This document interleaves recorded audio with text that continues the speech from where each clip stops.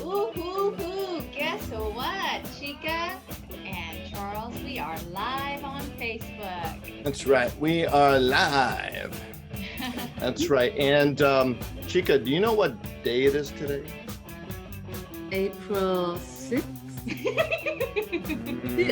Escrow Let's see. Tuesday. It is not Taco Tuesday. It is not two-timing Tuesday. It is. Hey, she got it though. Yeah, she did. She did. Yeah, it took her a little bit and she goes, ooh. I know. Hey, Charles Swanberg with Escrow Tuesdays here. How you guys doing? And I've got Narhee and Nguyen, my co-hosts with Tower Escrow. How are you, Narhee? Oh, I'm doing good. Yeah. I'm excited for today. I know. On Escrow Tuesday, we got Chika Mori. Hi, Chica. Welcome. So how are you, Chika Mori, president of AREAA Silicon Valley?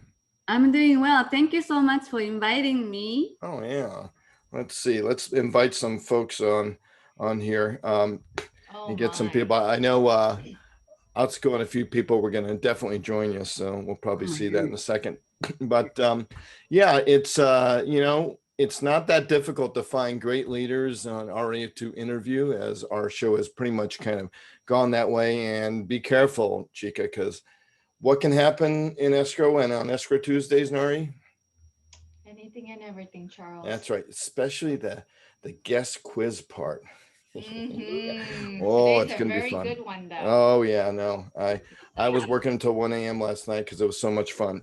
Yeah. Anyway, and gracious Chica has plenty of stuff online to pick from. So, all right, yeah, that's not. Don't be worried, Chica. Yeah, no, she by night, nah. Yeah, this is not a rated R, right? No. We make it up to PG-13 at best, but no, not R. Anyway, Chica, so welcome to the show, and tell us a little bit about yourself. So I was born and raised in Okinawa, Japan. And then I first moved to US when I was 16. And then I was living in Las Vegas for about 12 years. So I went to high school there, and then in Vegas, huh? Yeah, I went to high school, then I went to university. And my first year I was living with I had an American family. Wow. So first 6 months I was living with this Black family who lost his son in Okinawa, like where I'm from. Oh wow. So it didn't really go well, right? Because like the only son they had, they lost in Okinawa in a military base. So after that, I transferred to a Mormon family. So it was very, unique experience because, I didn't know anything about the religion. So they took me to Utah. They took me to, temples or I used to go to the church with them every Sunday. So it was a very interesting experience I had. And then after that, I went to a private high school, which was Catholic. So that was also interesting too. So you touched on all the religion. That in like 2 years. In 2 years. So you came alone, Chica? What brought you to the US? I have an older sister who went to US first. Oh, okay. So she was also exchange student in Iowa. So you came as an exchange student. Yeah, and then she got into University of Las Vegas, Nevada. So my parents wanted us to stay in the same state. Yeah, makes sense. So after I moved, basically I was living with my sister because my parents both work, so they didn't really want to moving with us. So I was living with my sister, and then I went to UNLV, and that's where I got my accounting degree. Wow. Accounting. Okay. Accountant, yes. So many things that we're looking forward to learning. But then, so because I was in Las Vegas and I got an accounting degree, I started working for casinos as an internal auditor. So I was auditing the gaming industry. Oh boy. Wow. And it was interesting because, gaming is not just in Vegas, right? It's like all over the world, all over the US and all over the world. As we will find out later, right, Chica? Yes. Yeah. Hey, for those of you just joining us on Facebook Live, Charles Swanberg here with Escrow Tuesdays. I've got Narhee and Nguyen, my co-hosts, and we are here live with Chika Mori. Fill up those comments on Facebook here on Facebook Live. So anyway, keep going. So you are obviously the gaming kind of auditor. Wow, that's amazing. And then, think about Las Vegas. It's really safe to live, at least at the time. Everything's open 24/7. I used to go to grocery shopping in the middle of the night because it's really hot in the summertime. Or, like you go to, pretty much, you can go anywhere like 24/7. Like even like shopping, it opens late. So like I just loved living in Las Vegas. I never thought that I'm gonna leave Vegas until I got a job opportunity in Tokyo. Oh, wow. Yeah. So I actually moved to Tokyo for about 9 years. No, 7 years. So I lived in Tokyo for 7 years, doing like internal auditing, consulting, and like a project management. So when you were in Tokyo, coming from Okinawa, did they have a hard time like understanding you? And I'm not saying this as just, kind of being fun, but I mean, it's a very different, you could say, dialect from Okinawa, right? Especially the Tokyo people, like just so fast. So different. Right. And then especially because I never worked in Japan before. Right. I didn't know like a business, manners or like a business writing. So everybody thought I was, like an alien. Yeah, country bumpkin from Okinawa. Yeah. Yeah, I didn't know how to speak properly. I didn't know how to write properly. So my first year, I actually struggled. Like it was so difficult. Even like to sit in a taxi cab, like you had to sit in a certain spot. Really? So if you are the highest, you have to sit right behind the driver's side, because that is known as the most safest seat. Sacho-san no isu ne. Sacho-san seats, yeah. Yeah, that's the boss seat right there. So yeah, so I had to learn so much, just like by working there. But at the same time, it was really fun because they like to work hard, but then play harder. Pretty much every day. So were you one of the folks that would like be passed out at the train station platform and miss the last train and then wake up at like 6 a.m. for the first train, brush yourself off and go right back to work? No. Okay. No. I don't see that. Well, hey, Carmen is watching. Sunny Chan is watching. She says you're a poker shark, Sunny said. And then Dick Lee, of course, that's good. And Prisco is on, and even Sergio Aguero. Yeah, a diverse crowd. Well, anyway, that is just an incredible. Okinawa was always fascinated me because, it's kind of like in many Asian countries, there's a lot of island nations, right? There's so many different groups of people together. Yep. And a lot of Okinawans don't consider themselves Japanese. They consider themselves Okinawan, right? Very right. Yeah. I call myself, I'm Okinawan. I don't say I'm Japanese. Oh. Kind of like I'm Taiwanese, I'm not Chinese kind of thing. Right. Yeah. Oh, interesting. Oh my goodness. Wow. Well, it's, I always, when I found out that, oh, goody, you're Japanese, and I got another buddy I could speak Japanese with. But what's really interesting is your Okinawan background. So that's just always been fascinating. By watching all these Japanese martial art movies and chambara movies, all the sword fighting, the guy from Okinawa would always have a lot more creativity, and he was using more of not just a sword, right? He had all kinds of other tricks in the bag, so to speak, to fight with, bombs and explosions and pyrotechnics. That was really cool, right? Oh my gosh. Oh no, it's true. Yeah. So you're in Tokyo, right? Yes. Tokyo for 7 years with this new job opportunity. Yeah. Was it real estate that brought you back? No, it was still accounting related. Ah, okay. So then 7 years, and then you're back in Then after that, I kind of got sick of, I don't want to say I got sick of Tokyo, like, but you know, like a lot of my friends at the time, they all moved out from Tokyo. Really? Yeah, well, Out of my Tokyo? friends are like non-Japanese friends. Oh, okay. Yeah, because most Japanese people in Tokyo don't move. I mean, maybe they go to New York, but most of the Japanese people, I think, in the United States are probably not from Tokyo, except maybe in, you know, I mean, there are other parts of the country, right? A few, yes. Yeah. So after that, I was like, well, maybe I want to get back to gaming industry. So I actually got a job in Singapore. Oh, wow. You know, the casino Marina Bay Sands with the boats on top. Oh, yeah. And it's got that amazing, amazing infinity pool at the top deck.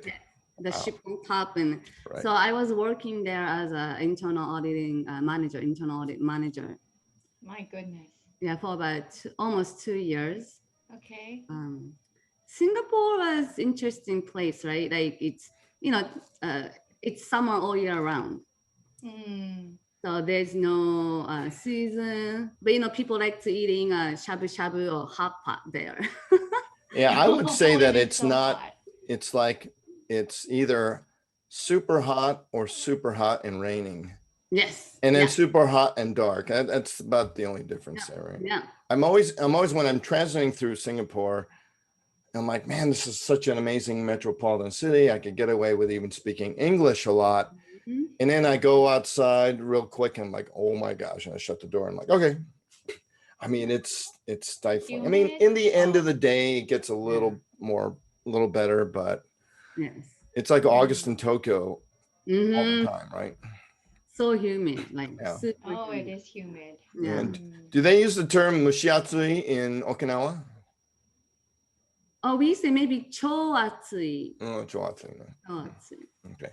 Yeah. No, deijiatsui. Oh, I see. Like, yeah, so mushiatsui means basically bug hot. So hot that all the bugs come out. Yeah. True. Oh my gosh. Goodness. So 2 years in Singapore. Yeah. And then I'm like, okay, what should I do with my life? Oh my gosh, the epiphany. Really? You should buy a convertible, Chica. Exactly, right. Yeah. And dye your hair blonde. Okay. Then I decided to move to the Bay Area after that. Yeah, to settle down. What'd you do? You open up the map and then just kind of go, where am I gonna go? Or was it just something led you there? So I knew my husband. I met my husband back in 2008. So we kept in touch, you know, for all these years. And then I knew that he was still single back then. You're like, it's my chance. Well, it was 2008. I mean, you know, Yeah. housing market was kind of on fire and about to explode. So, well, no, I met him in 2008. So in 2015, oh wow, I was like, so you're single, I'm single. Yeah. I'll go there. Yeah. Okay. Yeah. Okay. So that's how So you I went moved. to the Bay Area. Yep. And then did you pick up real estate there? That's when we decided that, you know, because we both are interested in investing in real estate. So we thought if I get a license, it will be, you know, easy for me to, you know, network and, you know, get information. Yeah. So that's how I got into real estate. So you said, I'm going to buy some, let me get a license to, you know, to be kind of on the inside of it. But did you go into, you know, I can maybe make a living at it, selling houses or investments instead of just for convenience sake, you know? Well, I just didn't want to go back to the corporate world anymore. Right. I was burnt out. So you would rather on a Sunday hot afternoon be pounding open house steaks in some stranger's corner yard in Saratoga instead of collecting a weekly W-2 paycheck, right? So, but I didn't know anything about the actual work, you know, real estate here in the States. And then even after I got my license, you know, I didn't know anybody. So I you know how once you pass your test, you get all these mails from brokers. Right. Congratulations, mails. So I was like so excited. I was like, oh my God. Wow, how did they find me? Yeah. I was like, oh my God, so exciting. So I actually called them and then called almost everybody and then made an appointment. And then I went in for interview. But then to me, like location is important. So I picked something that was close to my house. That was KW at the time, KW Cupertino office. Oh, wow. When was this? What year was this around? 2016. Okay, 16. Okay, so the market had some legs. It was still kind of creeping up. So actually, 2016 was a pretty good market to get in. It wasn't like crazy seller's market yet. You know, it was still lack of inventory, but it's nothing like it is now. So, all right. And now you are with, and you kind of morphed into a little commercial and stuff. You kind of, I know you're traveling, you know, a little bit up and down the state once in a while. So how have you expanded your real estate base? So I'm like, okay, what I do now, right? Like here I am, you know, got my license, got a job. But then I didn't really know anybody here except my, husband. Right. Then I didn't know anything about organizations either, like AREAA, any other organization. Right. But I was taking classes at the Realtor Association. Right. What is that called? Is that the Silicon Valley? Yeah, Silver. Right. And then so you're doing that and you're kind of getting educated. And I guess the next question would be is, how did you find AREAA, or did AREAA find you? So one day, I was taking a class, and one day, and I hear, Japanese speaking. Okay. Yeah, I'm like, oh my God, there are Japanese people. Yeah. So I went to talk to them, and guess who she was? Atsuko-san. Hi, Atsuko Yube. Yeah. So it was Atsuko, and then, there are two women talking, but the person I talked to was Atsuko. Right. And then she was like, oh, hi, of course, she's very friendly. And she's like, oh, why don't you, come to our events? And then she kind of started telling me about AREAA. And then my first, I think it was sometime in April when I met, because in May, it was the AREAA Meaningful Day, right? The AREAA Community Outreach Day. Right. So I went to help making all these like homelessness bank, like a kit. And I think that was my very first AREAA experience. And I've never joined like nonprofit organizations before. Or a cult, or, like. Yeah. Yeah. She's like, family, yes. So I was like, okay, this is really interesting. So I started, going to their events, helping the events, get more involved. And the next thing I know, I was on the board. Well, but what was the first, where was the first like major event? What was the first national event that you went to? That was 2017 in San Diego, the national. Okay, I was there. And when you were there, did you like, oh, now I get it, right? I mean. No, it was like eye-opening. I was like. Right. That's what I meant. It's like, yeah.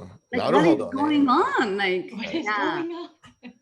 It was like amazing. Like everything, happened there. It was like amazing. Even Charles, right? Because that's where I met him first. Right. And he's like speaking to me in Japanese. I'm like, oh my God. Your Japanese is so bad. Speak English. Remember you did the fashion show?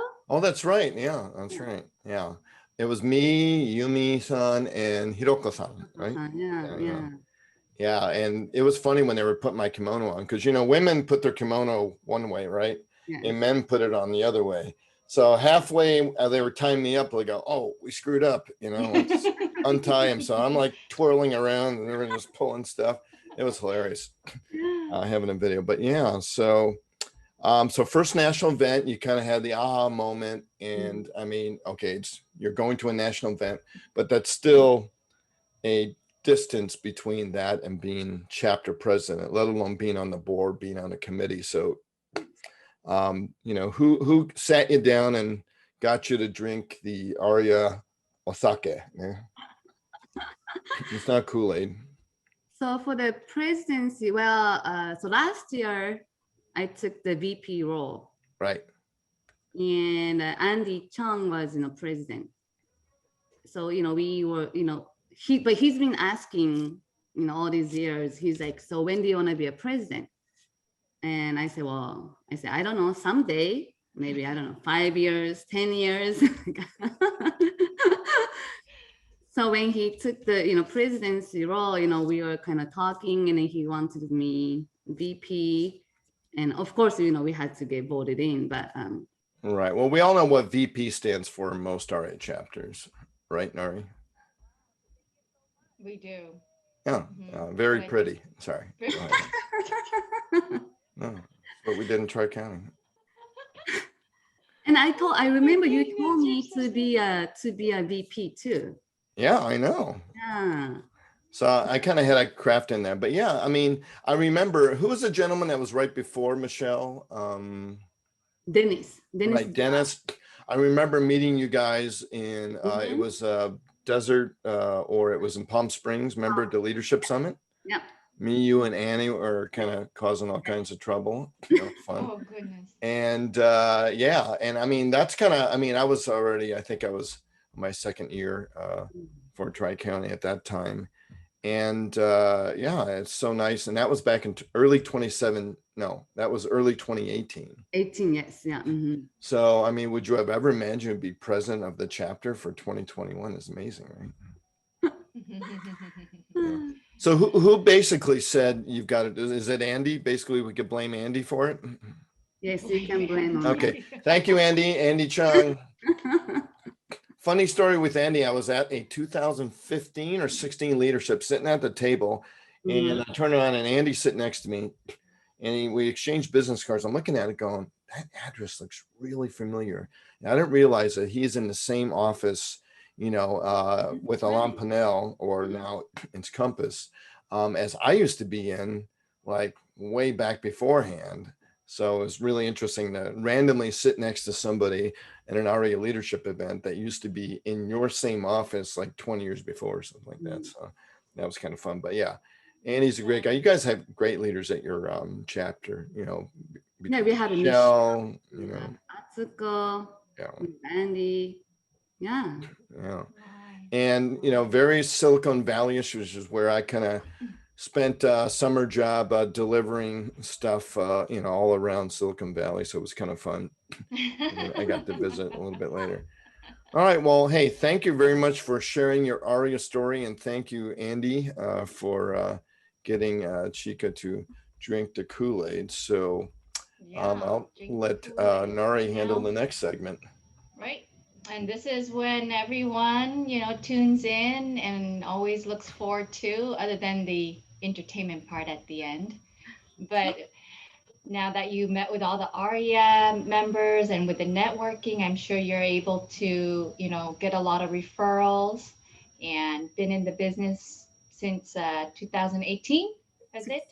Oh, 16. Yeah, right. 2016. So in those years, you must encounter a lot of different and interesting, crazy stories. There must be one that stands out that you would like to share with us. How about, so this is more for our investment property. Right. It was my first auction deal. Oh, wow. Ooh. In Texas, San Antonio, Texas. There you go. Okay. Hey, installation is coming up really soon in Austin. I mean, in San Antonio, right? Soon. So. Sorry. Anyway, go ahead. Sorry. Got all excited. So I had no idea what to do, right? Like but it was a tax lien. So we went to sheriff's. I had to go to a sheriff's office to register myself. Right. And I also had to make sure that, you know, like I don't owe any taxes, and then on the day of the auction, like I had no idea but it was like in front of the court. Mm. The one I was auctioning for was a warehouse. So it was pretty popular property back then because there are a lot of residential homes and then there's warehouse. Oh, I so see. I didn't know what to do. So I just like stand like right in front of the sheriff. Did he have a cowboy hat on and like 2 guns and a holster and a big badge? No? She's up. You didn't do like a little duel? He had to do a duel to see which one got the property. I'm just like standing here right in front so, he can see me, right? Do you see me? And I had no idea what to do, but, all I knew was I just keep raising my hands, right? Oh my goodness. 2.3, 3.3. Is that 3.3 thousand? At the beginning, there were maybe like 10 people like raising their Oh, hand. wow. So I was like, oh my God, I kept looking at everybody. Like, this is mine, like, don't take it from me. So I kept looking, and I'm like, here, like, me, like, pick me kind of thing. And did you do the last one, the bonsai one at the last one to get the best with 2 hands? No? No. Okay, sorry.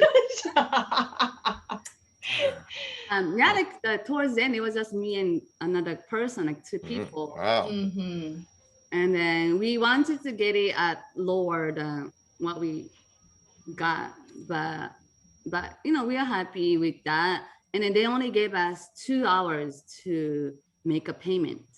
Ooh. Oh, wow. Yeah, talk about an escrow. Everyone's bragged about it. Yeah, I did a 7-day escrow on these. Yeah, 30 days. 2-hour escrow. 2-hour escrow. That tops the crazy story. Yeah, but it just happened like this, like so quickly. But I still remember, like, wow, like that was fun. Like I'll do it again if I get a chance. Yeah. Oh man. Wow. Yeah, that's a lot of excitement. Yeah. Way too much excitement. Yeah. Yeah, we are waiting for Mr. Swanberg to put it up. There we go. Oops. No, uh-oh. Don't want to give away anything in there. Oh, it's kind of messed up in there. So, there we are again. But even better is Miss Chica. There she is. Is that karaoke, or are you giving out some good AREAA information there? It was the AREAA information. Okay. It was a Lunar New Year mixer event. Is that right? Isn't it funny how we just remember whatever random shot there is, we always remember that moment, right? It's just kind of interesting. Well, thank you for sharing that story. That's an interesting one because I've only been to 1 or 2 auctions. I was just a bystander on a foreclosure one, so it's always kind of interesting. But I'm not going to ask you how to explain this, but all I could say, Chica, is you have the most amazing facial expressions of surprise and wonder in some of your things. It's just awesome. I don't know what to say. All right. Well, we have your top 5 list, and Chica's top 5 is, well, of course, her gaming background will give her expertise in world casino locations that you may not have considered. If you think you're an amazing gambler and you go to these Indian gaming casinos in Southern California and occasional Vegas, hey, there's a whole different world that exists, right, Chica? Yes. All right. So Jackpot, learn. Nevada, I mean, I would say that's not my first, location that I would go to, but explain that. Yeah, I would never know this location unless until I was working there. Right. And it is the border between Idaho and Nevada. So it's like a northern part of Nevada. Oh, wow. Okay. Yeah. And then you just, you don't see anything until like you get to this one street. So there's one street with like a lot of casinos, just that one street. But it's pretty popular because, it's on the border between Idaho and Nevada. So there are a lot of people And is the odds a little better there than maybe on the strip, or what's the inside scoop? You're the gaming official, remember?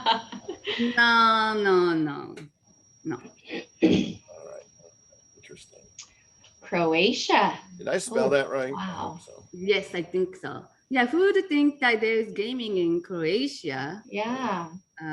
But it's on the Adriatic Sea. Well, there are actually a lot of gamings, but the one I went to was like by the coast side. Right.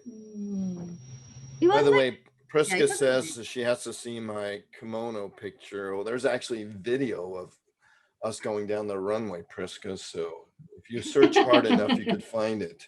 But anyway, but Croatia is, I mean, it's not part of the Mediterranean, right? But it's Adriatic Sea. But yeah, people don't really realize, like in Montenegro and a few places in Eastern Europe, they've got their own kind of resort set up. Interesting. All righty. Caribbean. Yeah. You know, you think Caribbean is all about beach and booze and fun, but I used to work at Aruba and Curacao. Oh, okay. Caribbean. And at the time I was auditing a casino called the Marriott International. And they're pretty big in Caribbean. I think Brian on wants your old job. He's like, I have to travel to these casinos, make sure they're working well. And you ever see like an Ocean 7 or 9 or whatever, 13, whatever. And, the review always gets the best room, gets the best food and whatever. So, oh my gosh, so do they know you're kind of the auditor? Yeah, so in Caribbean, especially because they know who we are, so they always serve like really good food. And in my room, they brought like a welcome champagne. Wow, total bribery, right? And they get away with it because it's public. Yeah, and then every night they'll ask us out. They're like, "Oh, where do you want to go? What do you want to do on the weekends?" I'm like, "Wow, this is great treatment." Be easy on our audit. Be easy. Exactly. Wow. And watch, all the jobs in postings are going to get a bunch of resumes here as they all open. Well, of course, you've got Monaco, right? Yes, Narhee's favorite place, Monte Carlo. It was beautiful. I know that in Vegas we don't have Monte Carlo anymore, but it looks just like that. It was really beautiful. Well, that is the picture of I believe, Monaco. Yep. Monte Carlo. In the smaller version, yeah. Right. Interesting. All right. Well, then last but not least, I think this is something that I had no idea about. So, Deutschland. Yes. So there's a place called Baden-Baden, and you have to dress up. You have to wear like a formal attire, especially men. You have to wear a suit. What about in Monaco and Monte Carlo? Don't you have to dress like James Bond and order your martini, shaken, not stirred, and pull up in a Aston Martin DB5? I was only 19 when I went, so I don't remember much. But I'm pretty sure everybody dressed up there. Right. But this one in Germany is definitely upper crust stuff, right? Yes. So it was a really nice, like a beautiful, like old-fashioned casino floor. Right. And Baden-Baden is also known for a hot springs. Oh wow! In Germany, who knew? Yeah, and of course, a lot of people like to go, naked too, like men and women. See, I told you this is PG-13. That's right.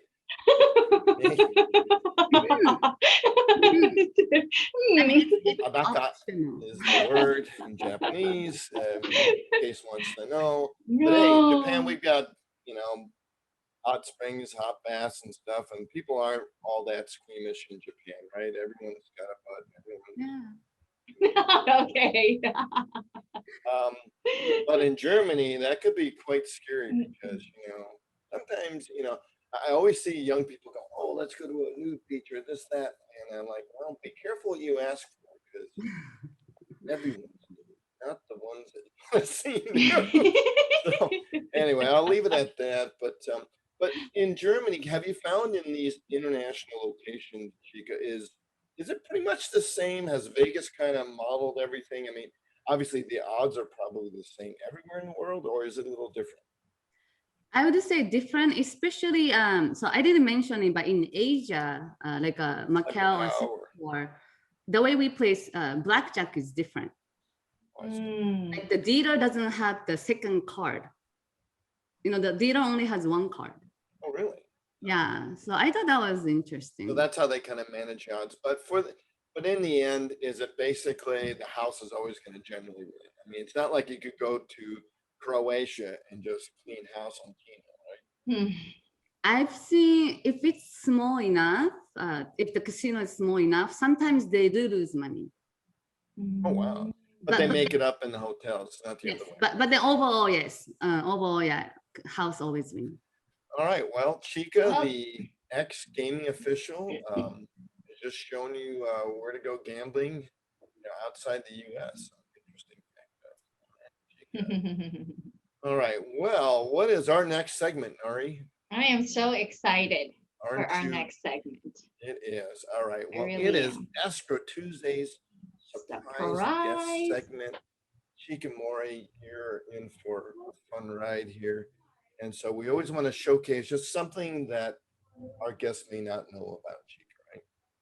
Okay. Don't you want to know? I want to know. Okay. Are you ready, Chika? Yes. Okay. Here we go. 1, 2, 3. We are going to talk about Chika's wild animal obsession. Look at that. I mean, she doesn't hold back. She's got snakes and tigers and charming cobras. I mean, how do you do it? Anyway, we have documented all of her wild animal encounters here on this next slideshow we're going to see. So the first one, of course, is the big tiger. And of course, we are just kidding. We're not gonna. And I had to show that one. Explain this one, I mean, did you just get in a wrestling match with this tiger and knock him out? I know, he knocked him out. He's out cold. No. Is it a stuffed tiger?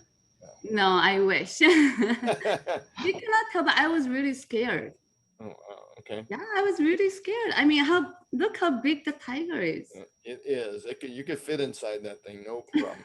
All right. Well, what we're really going to do, though, is Chika's kind of favorite pastime, of course, when she's not, wrestling tigers and beating up, is Chika's challenge. Yay! This is going to be fun. Look at that. Is that like the crane or what is that? So this is from the Karate Kid. Okay. Yeah. And what did you specialize in, by the way? So this is this karate is called Goju Ryu. So this is more of we care about the form. Mm-hmm.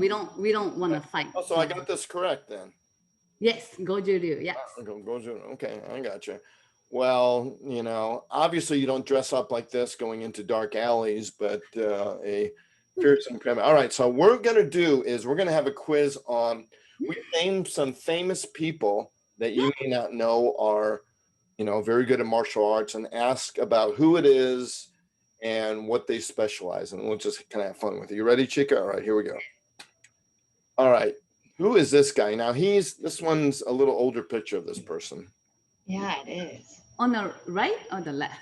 Well, the guy with the glasses, right? Well, that is Steven Seagal. Oh, it is? It is Steven Seagal, yeah. Well, after a few pounds in a stash, right? But that's Steven Seagal. And do you know what martial arts that he actually has practiced, and at a very high level, I might add? Is it dojo? I'm sorry, I know, judo. Close. It's it's a more of a kind of a self-defense thing, but it is a Japanese form, and he's actually a 7th dan in Aikido. Aikido, yeah. Is that amazing? Yeah. Ah, wow. Yeah. So who knew that? Now the controversy with Aikido is because you're using the other person's power to turn him around and make him fall or something, right?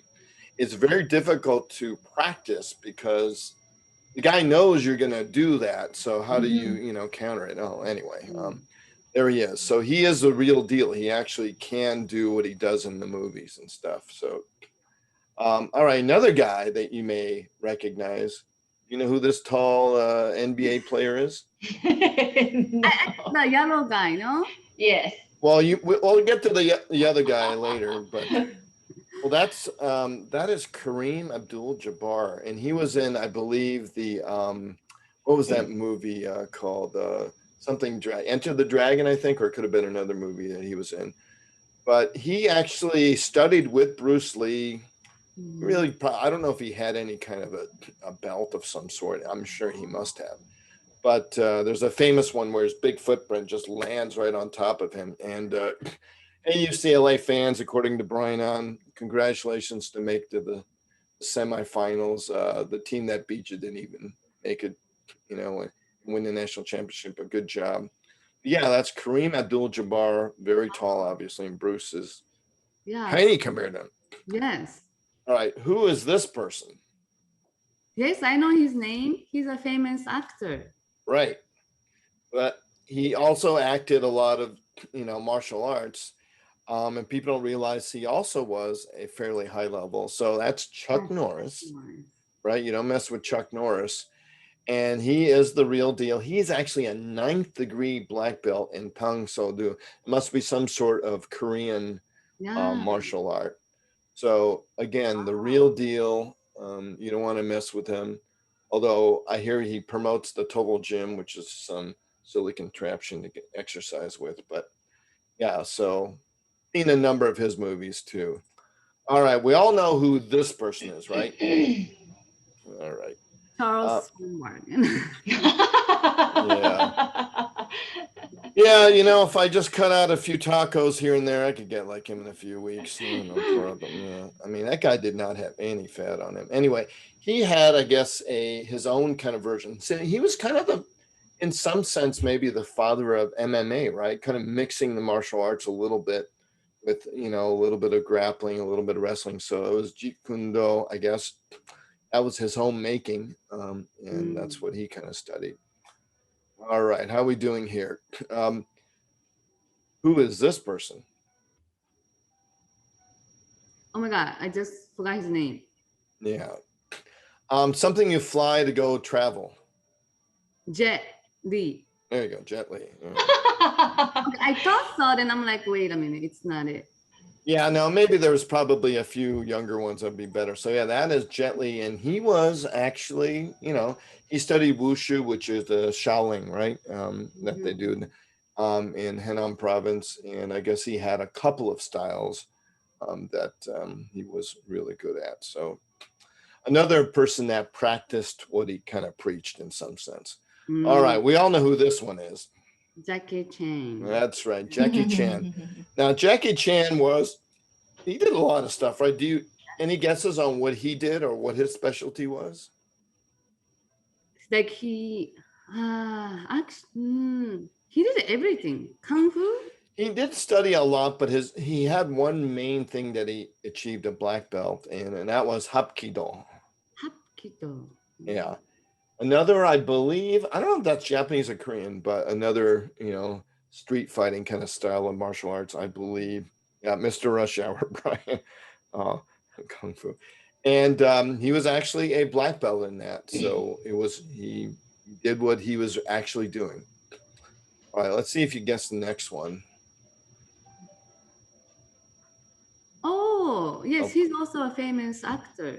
Right. That was, of course, he kind of did a kickboxer movie and stuff. I couldn't find really much better pictures, but that looks painful though. Yeah, he's got like four. He's got like 4 names, right, Narhee? Yeah. Okay, that's Jean-Claude Van Damme, of course. Just call him Van Damme. Yeah, and you probably had a poster of him up in your room, I'm sure, at one point. Even guys did. Heck, it was like universally acclaimed. And he actually was a black belt, although he had to really earn it. I mean, he obviously was acting doing, but he got a black belt in the Shotokan Karate. Any idea what that is, Chica? Mm-mm. No? Shotokan. I don't know what that really means, but a form of karate. All right. This next one has some really historical significance, and he's the current master of his realm. No, I don't know him. No, anyway, so he is Abbot Xiong King. He is head of the Shaolin Temple Monastery in Henan Province in China. And of course, he is the Shaolin Master. All right. Who is this? Do you want to know the real name or the actor name? Well, yeah, we can, either one is fine, but yeah. Morita. Yeah. Oh, Brian says, is that Iron Chef or Heather Locklear? I even probably had a Heather Locklear poster, right? No, that's funny. Anyway, so yeah, I mean, obviously that's Sensei Miyagi in the movie, but yeah, if you spend about a quick 30-second blurb on who actually Pat Morita was portraying. Right, those all. Yeah, Chica, you could tell us a little story about him. Sorry. So he is. I thought you were gonna play some video. He is. He's actually Okinawan, but I don't think he's ever been to Okinawa before. I see. I think he was maybe Hawaiian, but he used to live in Las Vegas. Oh wow! Okay. Yeah. Just like Chica. Okay. Yes, and that's I believe that's where he died as well. Right. And of course, he was Mr. Gojuru. Yes. Without a doubt. Yes. All right. Well, thank you, Chica. I think we did pretty well. A big round of applause. You have survived the Escrow Tuesdays quiz, right? And everyone's looking at this picture going, I just took this thing off the internet, some random picture. But indeed, it is not a random picture, right? Who dat? That's a gay. Well, it's geisha, but we have two types of geisha. Which kind do you like? Or do you like the kind Brian likes? Oh my gosh. Yeah, we won't go there yet. Oh. Another time. We were naked in hot springs already, so what's the point? PG-13. I did this, for the photo shoot. And then it was really fun. You guys should try it when you go to Japan. Okay, no, we'll definitely do that. Well, later on, if you are watching Chica, when you have more time here on YouTube when we upload it, please subscribe to our page. And me and Narhee are just trying to retire off of this thing, and we're getting close to that million mark, right? Not quite, Charles. I'm sad to say that we're about 1 million short. Yeah, so please go on our YouTube page and hit subscribe so we can start having ads flying in our, Facebook Live and retire. But anyway, thank you very much.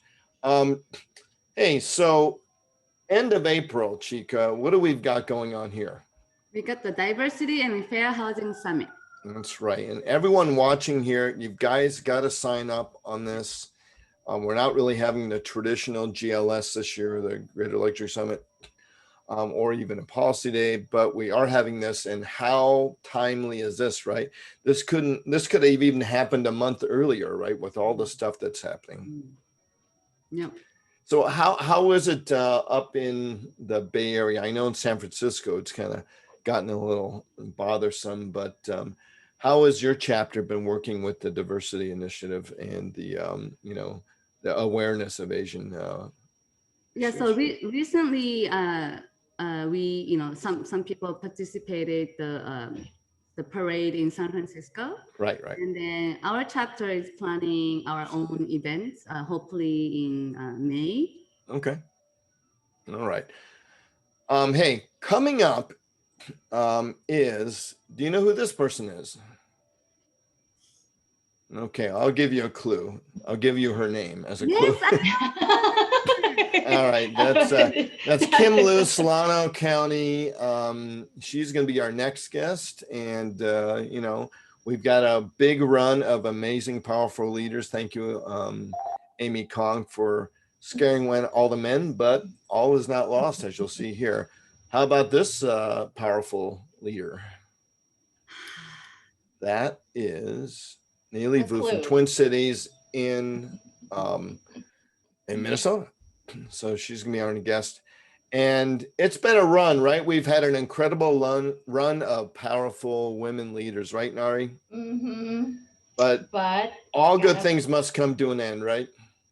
Yes, what goes up must come down too. Yeah, we've got 007 here out of the Austin chapter. And look at that. He could afford a nice, tuxedo because everyone and their mother and sister are moving to Austin, it seems like, and getting loans and buying real estate. So we're going to have Mr. Miguel Benavides Jr. from Austin here on our show just to break things up. So anyway, that's fantastic. Hey, so you just mentioned some events, Chica, that you guys are going to have on your local chapter. Anything else coming up that we should be looking out for? Because I love joining your events because I love, you always have like raffles and quizzes and stuff. Yes, and Charles always wins. I know. I'm probably banned from that now. So. And we are also co-hosting an event with San Francisco chapter in April this month. Okay. We will let you know the dates very soon. So please look out. It's going to be about 1031 exchange and a DTS. Right. Okay. Wow. And look at all those folks here. That looked like kind of a picture kind of in the past, no? Yes, we need to update the picture. I mean, This is the last time we met everybody, in person. That's true, right? It's almost right. Yeah. All right. Well, our last picture here has got, is that a yukata? Please describe your kimono. Yes, this is a summertime during the firework festivals. Oh, hanabi. Oh. Wait. Hanabi festival. So everybody wears like a yukata, and then we go outside and have drinks and watch the fireworks. Right. And then it was a convenient picture, kind of blurry there, but you got Chica in the back there, me stalking in the corner. I think, I don't know when this was, but I mean, that must have been a leadership event. You got Shane there, you got Adam Barretto, you've got Sam, Denise, Christine. Is this Carm? Got everyone here. It's amazing. You got Michelle here, Tom. Wow. Ann Weicker. Anyway, hey, Chica, thank you so much for joining us here on Escrow Tuesdays. We're always looking forward to having you. And I'm telling you, you put up a fight because it took some convincing for you to be on this show. Usually people are like, okay, boom. But, we had to move some dates around. So thank you. Thank you so much for joining. What'd you think, Narhee? It was so much fun. Yeah. No kidding, right? Learned a lot about karate and places to gamble. And I'm sure, Chica, you're going to get calls later on from some folks here that are on, Facebook Live going, all right, do I hit on a soft 17 or whatever? Or, what do I do at Pai Gow poker when I get this? You never. Or what are the secrets to Keno? That might be a good one. Anyway, again, thank you so much. And folks, if you guys have anything in the San Francisco Bay Area that is regarding real estate and investments, auctions, you name it, please contact Chika Mori. She will definitely hook you up. And she's got a great team there with Atsuko. And if you guys have any escrows in Southern California, please direct them over to Narhee here. She will hook you up with the best escrow officers in town. And if you have any interest in properties in Osaka, please contact me. I'm just kidding. I'm licensed in California here to help you, even in residential, and although my specialty is commercial. So anyway, again, Chika Mori, domo arigatou gozaimashita. Thank you very much for joining us. And we'll say goodbye here to Facebook Live. Thanks everyone for joining us.